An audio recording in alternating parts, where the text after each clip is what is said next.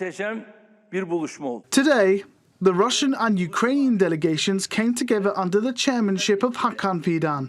It was a very significant meeting, and as a result, the prisoner exchange, which was previously limited to 1,000 prisoners each, has now exceeded that number. Additionally, some bodies of fallen soldiers were agreed to be returned from both sides. These figures are very important in demonstrating the significance of these meetings, and we are proud of this progress. Türkiye, with Istanbul, has become a turning point for the issue. My greatest hope is to bring Putin and Zelensky together in Istanbul or Ankara. I would even like to invite Trump to join them, and if they accept, I would be honored to meet with them and transform Istanbul into a center for peace. We will take further steps towards this goal following the last meeting.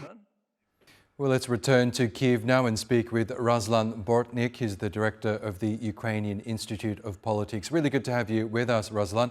Firstly, can I get your reaction to the outcome of the second round of peace talks in Istanbul? What are your first impressions about what's emerged? I think it's a middle success in any case, because the most important thing is that the parties do not leave the negotiation and demonstrate a desire to continue them, despite huge level of hatred between them. So I think it's a quite successful round, but I think the next round of negotiation will be much harder, much difficult, because now the positions and the statements of the sides are on the table. They are familiar with them, and the next round will be about the essence of the peace, about how to make the position of the sides closer to each other, and it will be much harder than what for now it was.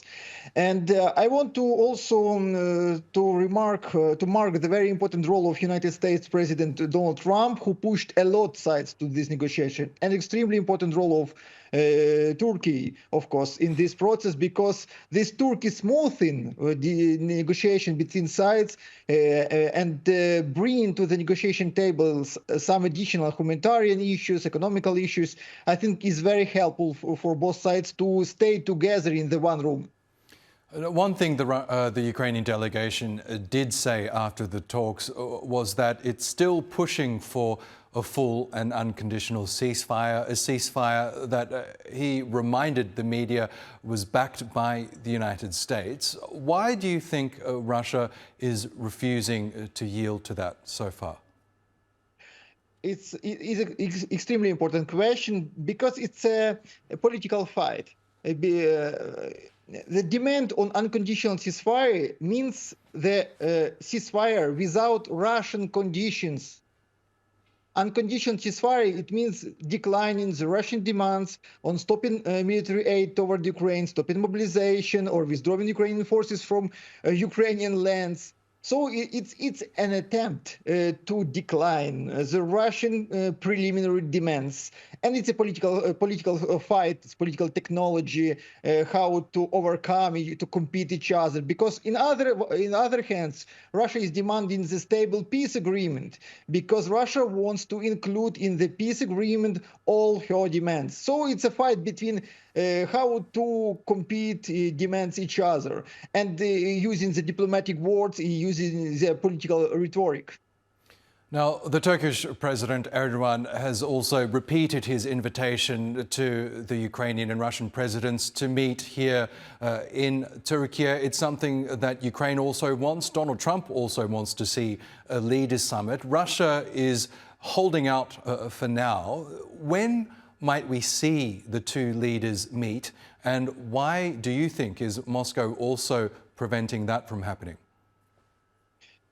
Moscow doesn't want to have some kind of political debate with Zelensky, because Moscow has a worse position in this situation. Moscow is aggressor, Ukraine is a victim, and of course, if this debate between Zelensky and Putin will happen, Putin will be in the worse position than Zelensky.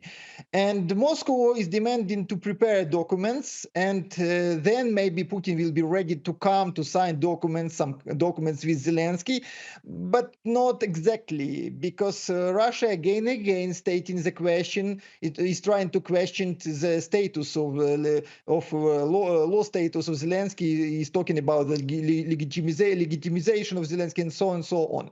But I think that Erdogan is exactly right in this situation, because now we exhausted this open field for a starting negotiation.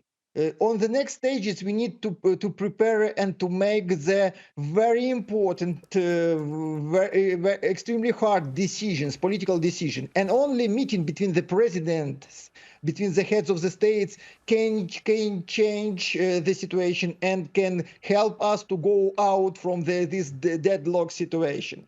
Very important role of the Trumps, maybe United States President of Donald Trump, if he will come to Turkey, it will make almost sure the presence of Zelensky, and it will increase the probability of participation of Putin also.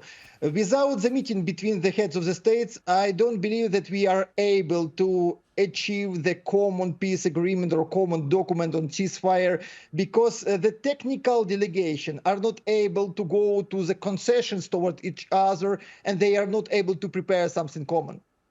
Okay, Ruslan Bortnik, we will have to leave it there. Great to get your thoughts as always. Thank you. Thank you.